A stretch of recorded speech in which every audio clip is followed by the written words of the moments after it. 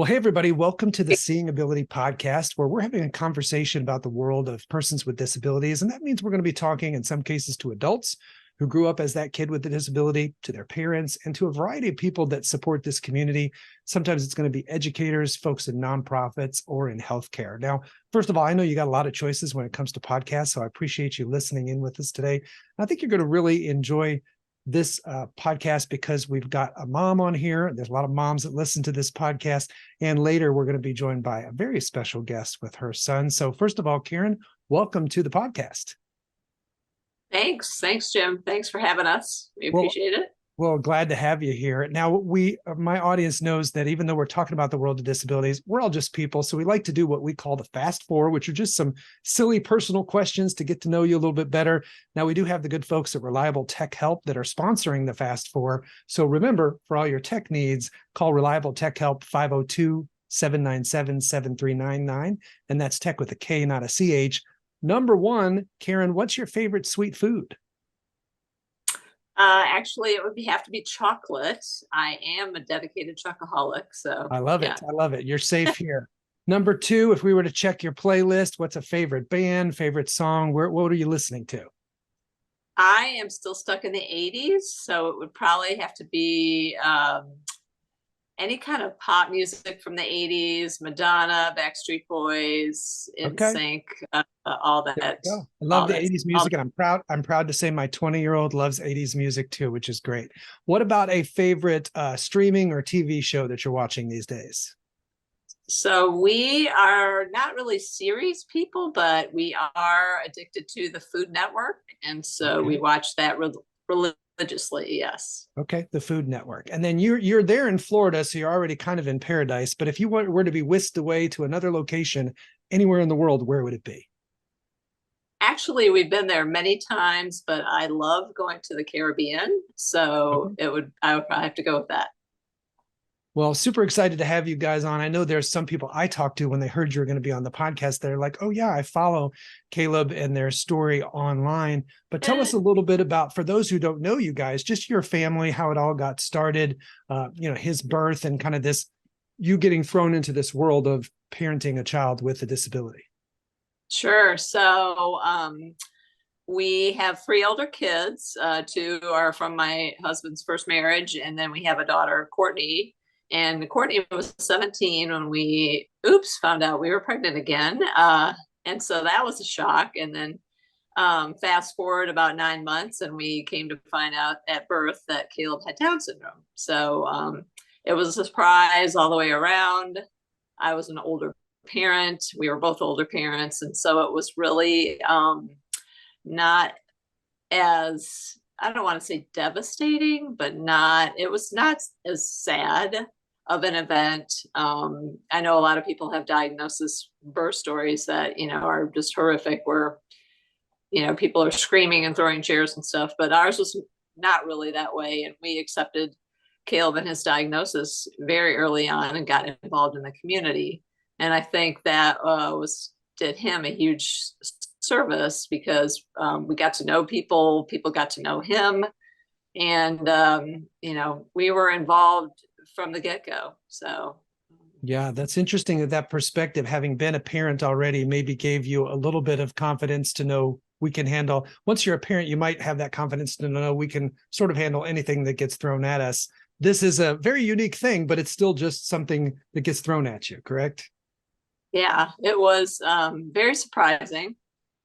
But again, we loved him unconditionally, and thankfully we had great supports here in Jacksonville. So I'm always fascinated to kind of think of the lessons learned when you guys were raising him in those early years. What do you think is one of the biggest challenges you faced? What did you learn from facing it? And what's your message to other parents who maybe are going to be traveling those same paths? I think one of our biggest challenges was just getting used to the world of disability. We had not, I had worked at Publix. My husband was a store manager for Publix, and, we had baggers and some cashiers who worked front service who had Down syndrome and other disabilities, but we really didn't know what their lives were like, day to day. were they going to school? Were they, what did they do for fun?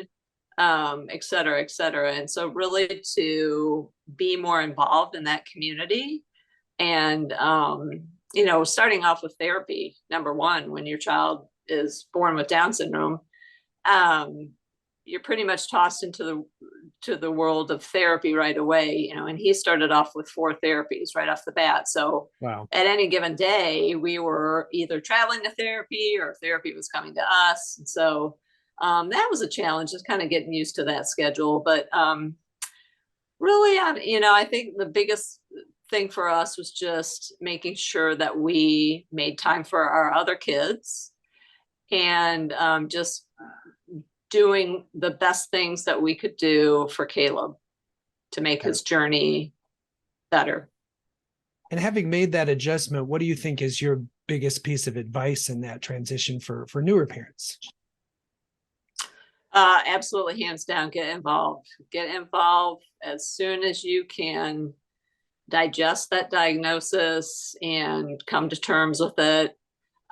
Start seeking out support groups, start seeking out resources in your community, in your state, in your country, if you're from another country. We found there was a lot of support out there. We just had to go find it. And there are certainly groups out there who can help with pretty much any disability. So that would be my one main piece of advice is get as involved as you can right off the bat. I think that's great advice too, that it's out there, but you have to be the one to go find it. I think that's yeah, unfortunately, no one's going to really, and unfortunately we don't have mentors. That would be fantastic, I think. But yeah, there is a lot of stuff out there. You just have to go and find it. So you got involved, and I remember you telling me before we prepped for this that you started to work for the organization locally that supported the Down syndrome community. Tell us a little bit about how that happened. So, like I said, we got involved really early on, and I started volunteering with the little ones. The Little Star Group is what they were called, and the most adorable kids on the planet, of course. And so I started doing more and more, and I took on the social media account. And next thing I know, Debbie, the executive director, is saying, "Karen, how would you like a job?" So that turned into, I think, a 4 or 5 year stint at the Down Syndrome Association, which was fantastic. I learned so much. I met some great people there, some individuals with Down syndrome, their parents, their families. It was just, it was a really good point in our lives. That's amazing. Now, that's a really good segue into, for those of you listening who don't know your family, you definitely have to check these folks out on social media, because Karen's going to be modest, but she's pretty darn good at it. They've got quite a presence. You made a decision years ago to start sharing your story publicly and get on social media. Tell us a little bit about what the thinking was behind that decision, and then how it's impacted you as parents, you and your husband, and then what do you think how it's impacted Caleb? Sure. So, since we were older parents with grown children at that point, we were really concerned about the future for Caleb. Like, school is great, but what comes after school really has been our focus for many, many years now, even since he was little. We've always had our eye on, possibilities that he could do, what kind of job could he have, what kind of career could he develop for himself, how can we help him in that regard. And so I think making the decision to share his story not only helped us with that, but it also, I think, helped parents of younger kids who now look to Caleb, who is a teenager. Before, there were hardly any when we started, he was 5 with social media. And there were hardly any teenagers or young adults with Down syndrome on social media. You really had to go look for them. Now there seems to be a lot of them, which is wonderful. But we really wanted Caleb now to take that kind of role model role to another level. And so we're sharing his story now in hopes that people can look at him, parents of younger children in particular, and say, geez, my child could do that, or my child could do this. And, not really have such a negative connotation to Down syndrome as what we were told in the beginning. Yeah, that's amazing. And so what has it been like for him, that for all these people to know him, to share his story publicly? How do you think it's Oh, helped he him? loves it. He does. He loves it. Yeah. He's very, I was not born an extrovert, but I think I've become one since Caleb was born. And so he was born a true extrovert. He loves people. He could be around people all day long, and it would sap his energy at all. I think it feeds his energy, actually. Wow. And so, yeah, he eats it up. So part of your journey became, I know you're an athlete yourself background, but sports became part of his journey. Tell us about the origin of that, and then kind of how that's evolved over time.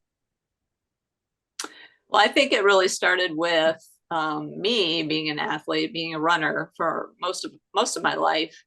When he was little, we started getting involved with Special Olympics pretty early on, like when he was 3, which I know is very unusual, but they had a program, kind of a feeder program into the sports side of things. And that started when he was 3. And so when he turned 8, all of a sudden you could do sports. We kind of did the scatter shot approach, where we let him try whatever sport he wanted to try. We were driving here and there and everywhere, going to swimming, what else? Golf, stand-up paddle, surfing, anything that we could do, he tried it. And as he's gotten older, we've kind of weeded away the things that he's not so interested in, and now really kind of cultivating the things that he likes to do and is good at. Yeah, absolutely. So for those who don't know, what is he into these days, sports wise? Well, the big one, of course, is triathlon. So Yeah. he's been doing that now about 2.5 years, and that's been fantastic. We've met, again, so many great people through the world of triathlon. It's really challenged him physically. It's really challenged him mentally and emotionally. I think he's grown up a whole lot since we started with that. But he's also doing road racing now too. So he's he did his first 15K, which is a little over 9 miles this past March. And now our goal is a half marathon next spring. So we're training for that. So you've got to be proud. Tell us about some of the things where you've seen him grow that make you the most proud through this journey. Oh gosh, I would just really say his attitude. He's very positive about everything that we try, and he is willing to try it and see if he likes it. 99 times out of 100, I would say he likes what we do. There's very few things that he doesn't like. He doesn't like surfing, which kind of broke my heart a little bit since we live 10 miles from the beach. That was surprising, but he doesn't like surfing. So we might give that a try later on, but for now, I think we're busy with triathlon and running. Yeah. So he's spending plenty of time at least swimming, right? Being a triathlete. Yes, he's swimming. Yes. Fantastic. So I also noticed through your social media that you guys have connected with, I'll call them partnerships, whether it's working with a shoe line or being invited to speak with the state legislature or visit them or doing like public speaking. How did you seek out some of these connections? Because I think parents could really learn from that for Caleb, and tell us about how some of those came to being. And again, how has that enriched or benefited his journey? Well, the legislator thing, I think that really started with when he was little. Again, we would attend advocacy days. So here in Florida, we would travel to Tallahassee for state. They called them DD days, developmental disability days. We would go up to Washington, D.C. with the National Down Syndrome Society. So he got used to, being in a suit and meeting with legislators and kind of sharing his story along with mom and dad, but, asking for things that people with disabilities need and would be helpful in our journey, because there's there's so many things. I mean, how it is that we as a community could benefit from. And so that was that part. And then really the shoe company and partnerships like that, we just really, we would tag shoe companies in our social media posts. But he applied to be an ambassador for a running shoe, and they accepted him, and he's now the first person with Down syndrome to represent Newton running shoes. So that's a thrill. And it's more inclusion in advertising as well. Yeah, absolutely. So you probably don't like to brag on him, but like, what other titles does he have? He's an ambassador for them. What else is he up to? What else titles does he carry?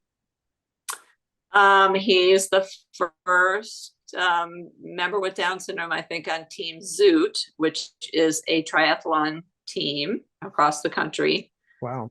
And he is also an ambassador for USA Triathlon Foundation. So he's raising money for the foundation, and also, gets to wear their kits and just is part of a team. And I think that's really important to him, is to be part of teams. Because again, he loves people. So, we get to travel to the national games and we'll see other people in the same uniform as him. And that's a big thrill for him. So, yeah, absolutely. So looking back on your journey, what is one thing that you kind of learned maybe the hard way and wished somebody had told you early on as a parent having a child with Down syndrome? Oh gosh, that is hard. I can't really think of much other than financially, making sure that you have your ducks in a row.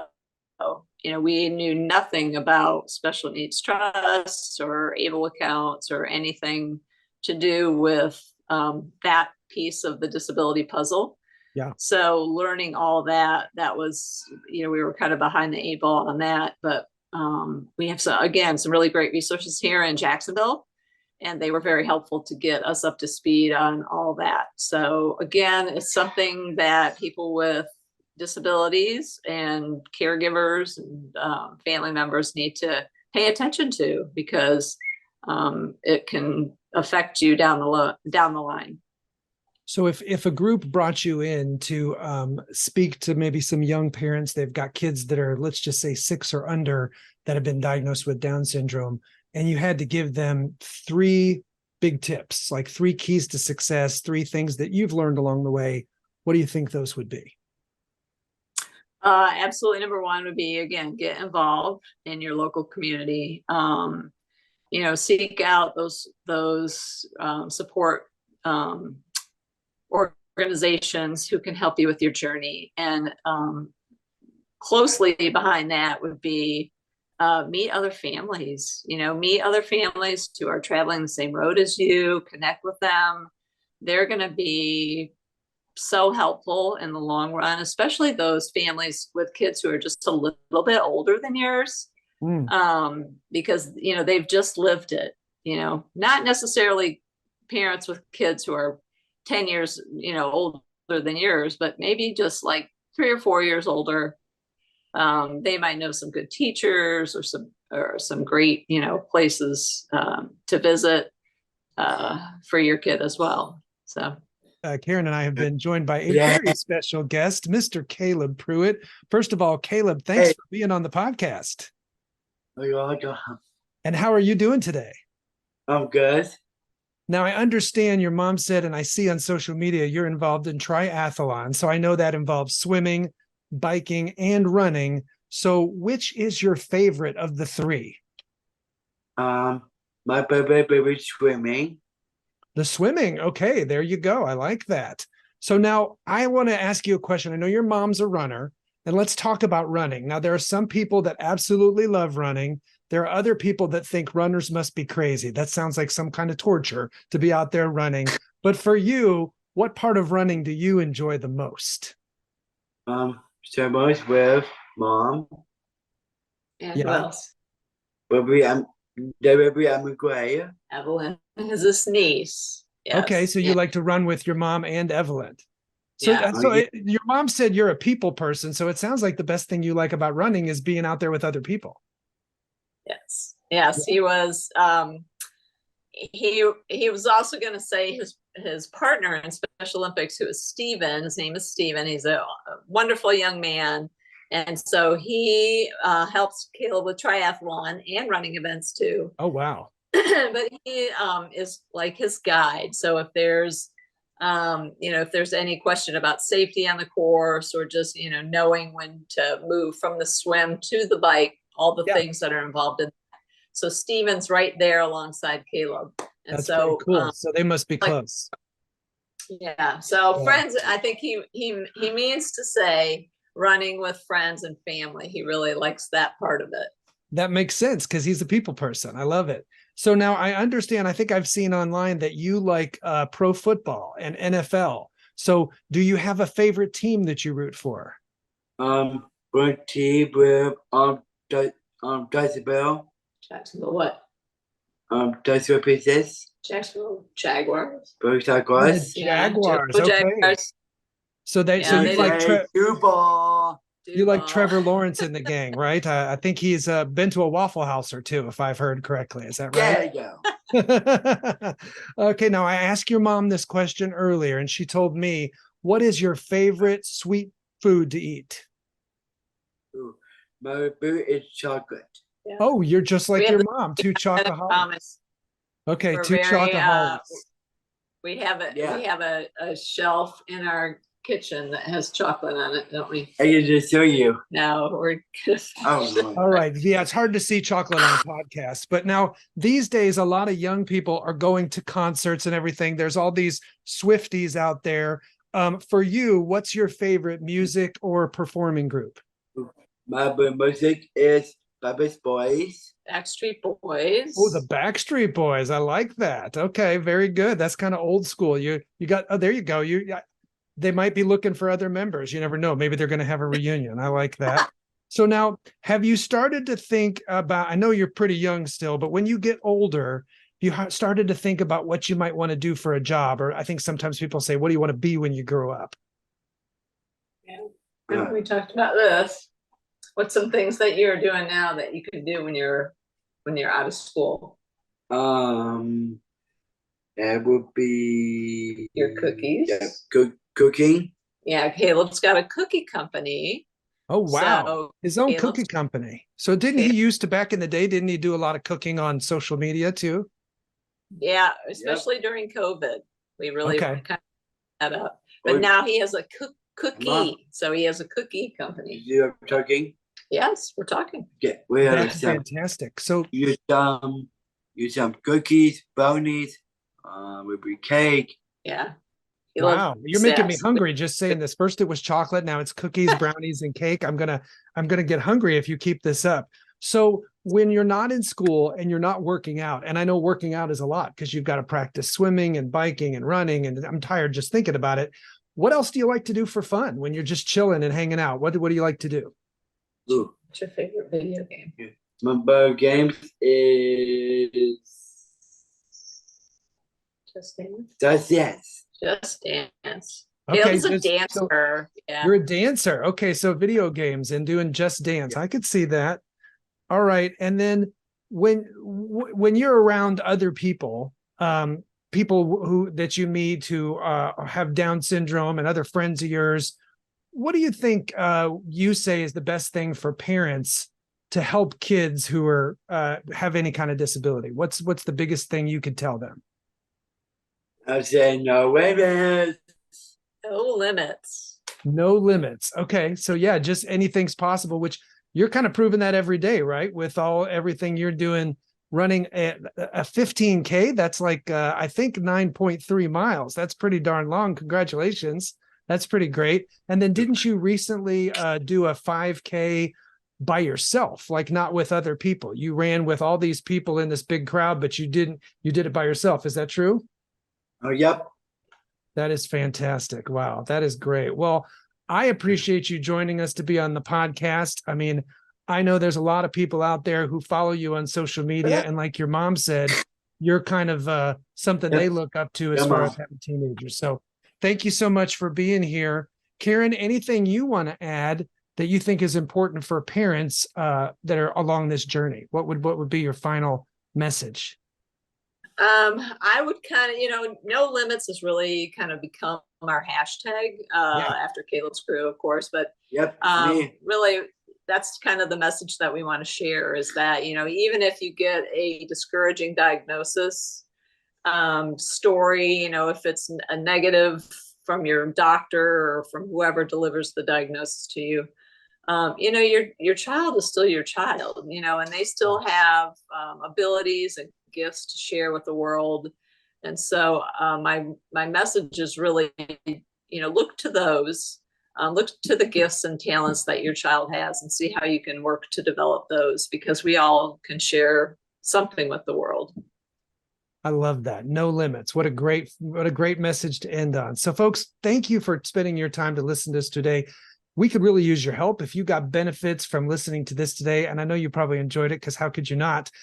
We'd love for you to go to our Facebook page, like the page, give us a follow for the podcast, and also share this episode with other people. You can find us wherever you get your podcast and get other people listening to this. If you're part of a parent group or anything like that, where you think folks would love to hear guests like the one we've had today and others, we would love your help getting the word out. So thank you both for being here today. Until next time, we'll see everybody on our next episode. Thanks, Caleb. Bye.